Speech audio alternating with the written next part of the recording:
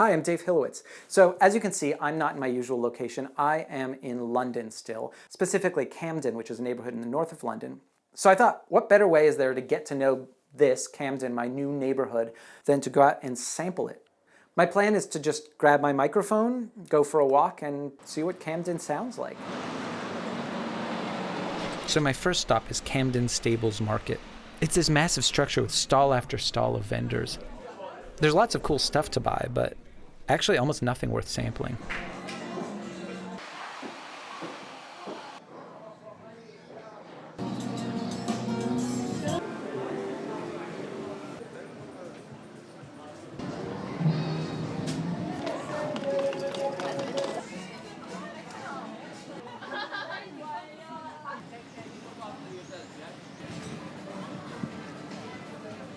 So I just got home, and I have to admit that was a bust.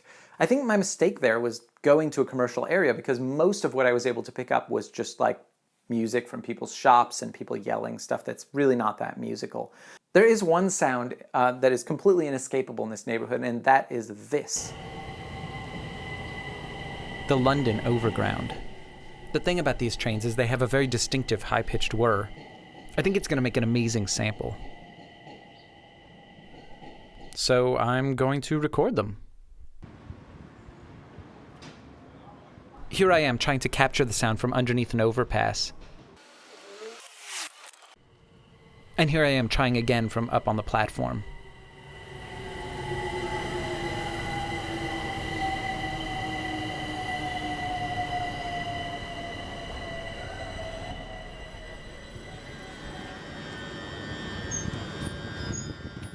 Okay, time to go home and try to turn these into an instrument.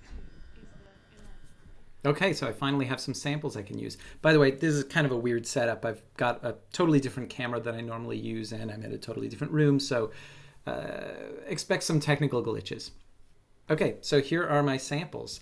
Let's pull them all into iZoTope so that we can do some noise reduction, and I don't know how much noise reduction we're really going to be able to do at this point, but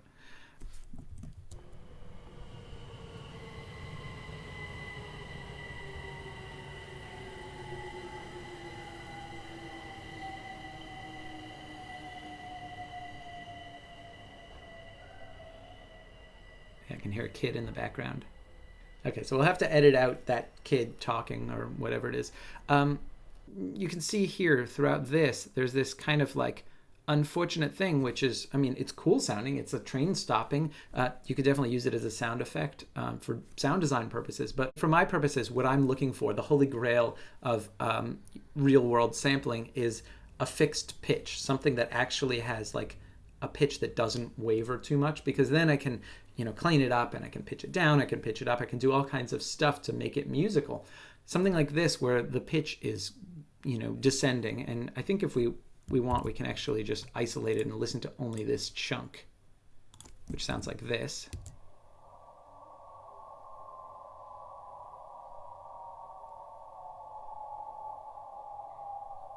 So on its own, it's actually ridiculously cool sounding.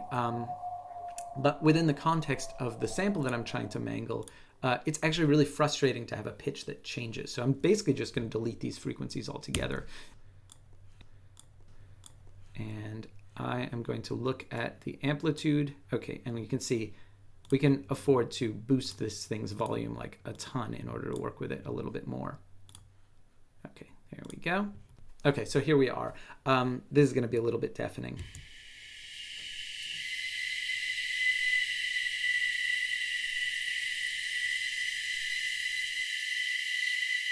So as you can see from the spectrogram, we actually have two things happening here. We've got this, which is the actual primary pitch, the one that we're actually trying to kind of accentuate, because that's the one that's actually going to make this into a musical instrument. And then we've got this, which is kind of noise. It's like sort of like pseudo white noise. It's the noise of the brakes kicking in, of the train engine. It's a whole bunch of different things happening at the same time. Some of it is going to be wind noise. We want to preserve some of that, but not all of that. Then sometimes when you have a signal like this, you discover that there's actually not one pitch, but two pitches. So we're gonna figure this out. So the first thing I'm gonna do is I'm gonna select that main pitch, that primary pitch, and I'm gonna zoom in.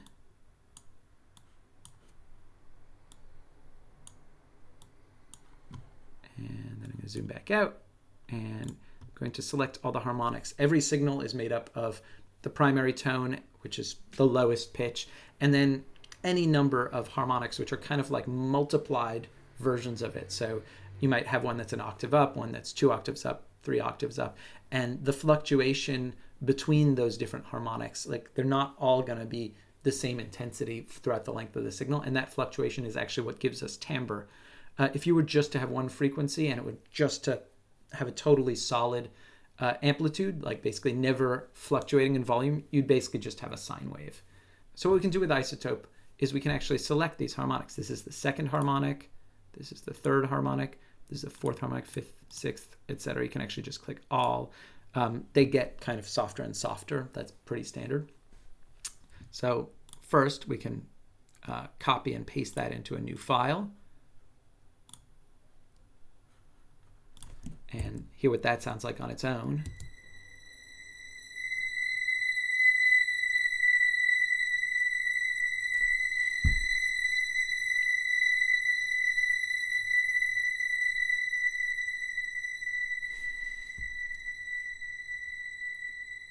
So that sounds awesome. Like, I'm really happy with that. It kind of sounds like strings. It actually, I used to have this soundtrack on vinyl. I can't even remember what the name of the film was. It was some film from the 70s, but it's like an Ennio Morricone soundtrack. And that's how the strings sounded. And I just, like, I used to listen to it over and over again. Musically, it was mostly just like these really long held notes. Yeah, cool. Okay, I can already tell this is going to be a cool instrument. Okay, so back to our main file, and you can see that there's like a mess here. So the first thing I'm going to do is I'm actually going to cut the frequencies that we just grabbed, because what we're going to do is we're going to layer that fundamental frequency over a cleaned up version of the noise. And the cleaned up version of the noise is going to allow us to keep some of the character of the signal without the stuff we don't want. One thing I'm noticing here is there's like a beep noise of some kind. Okay, so we'll definitely want to remove that. That's easy enough. And it looks like the octave above. Yeah. Okay. Next, there's this stuff, which looks pretty gnarly. Doesn't look like there are any harmonics, so I'm actually just going to remove just the fundamental there. Let's hear what this noise sounds like.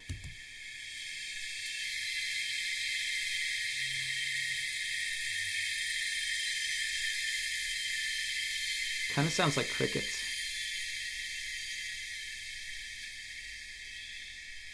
That's that kid. Okay, so what we're going to do is we're just going to save these out. And I'm just going to call this one noise. And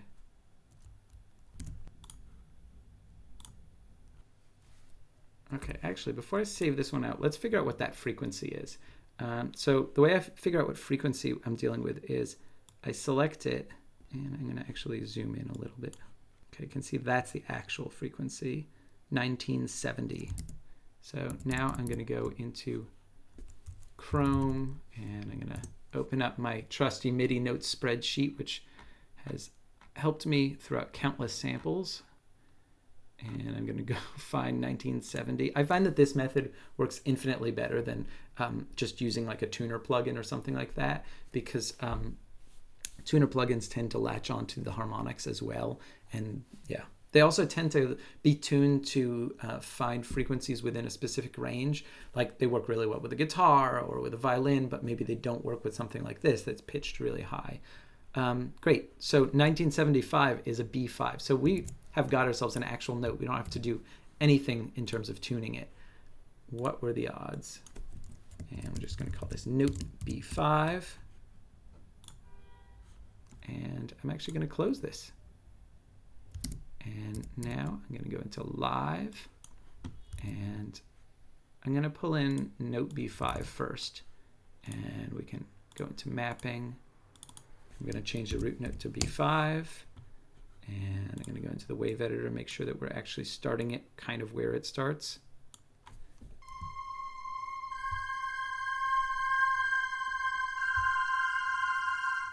Okay, sounds cool, but that attack is a little bit terrible.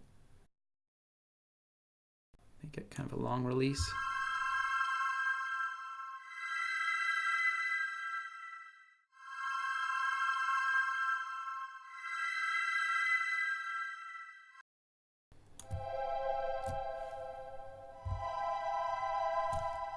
Not bad. Okay, so next thing I'm going to do is I'm going to try to bring in that noise, and I'm actually going to bring it in as a separate instrument. I often find when I'm working with multiple samples that it makes more sense to actually make a separate Kontakt instrument for the second sample, and then I can kind of mix and match. And then once I find a combination I really like, I export the groups for the secondary and the tertiary instruments into one main instrument. So for the time being, we're going to leave it as several instruments. Let's give this thing a spin.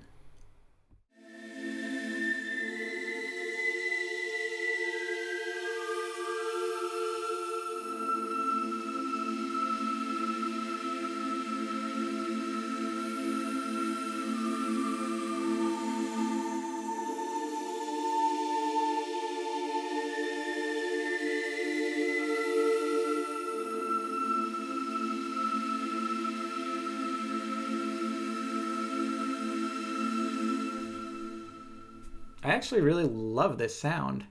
I'm going to clean this up. I'm going to make a slightly nicer version, and then I will make it available as a download. There'll be a link in the description to this video. If you've been enjoying these videos, remember to hit like and subscribe. Yeah, sorry about the video quality.